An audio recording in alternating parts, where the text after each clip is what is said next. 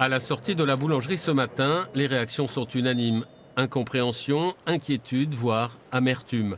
Jeudi, lors d'un CSE extraordinaire, le groupe américain Color a annoncé son intention de se séparer de l'usine Jacob de la Font de Paris, le siège historique du fabricant de sanitaires céramiques. Franchement, 150 salariés, c'est énorme. Puis après, le reclassement, où? Qu'est-ce qu'ils vont faire, tous ces gens, tout ferme?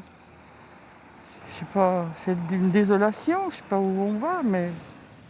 Officiellement, l'usine est à vendre, mais personne ne croit à l'arrivée d'un repreneur. Selon toute vraisemblance, le site fermera donc à la fin de l'année. 151 salariés se retrouveront sans emploi, dont Eric, 54 ans, dont 34 passés chez Jacob de la Font.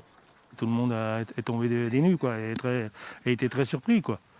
Si on s'en entendait pas ça, on s'entendait plus une réduction d'effectifs, comme les volumes, les volumes avaient baissé, on avait du mal à repartir.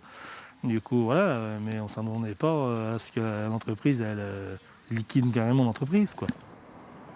Jacob de la Font est dans Paris, c'est une histoire vieille de plus de 130 ans. Entre les deux guerres, le céramiste a compté jusqu'à 700 salariés.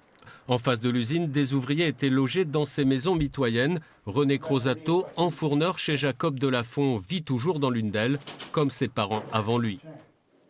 Je suis rentré à Jacob de la Font en avril 1945, j'avais 14 ans. Vous avez travaillé combien d'années ? Jusqu'à 55 ans. Puis après, j'étais licencié économique. On est né avec Jacob de la Font, mes frères, mon père, tout ça. On est tous passés là.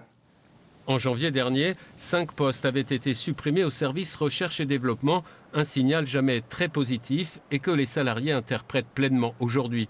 Si Jacob de la Font ferme, ce sera tout simplement la fin de la fabrication de céramique sanitaire en France.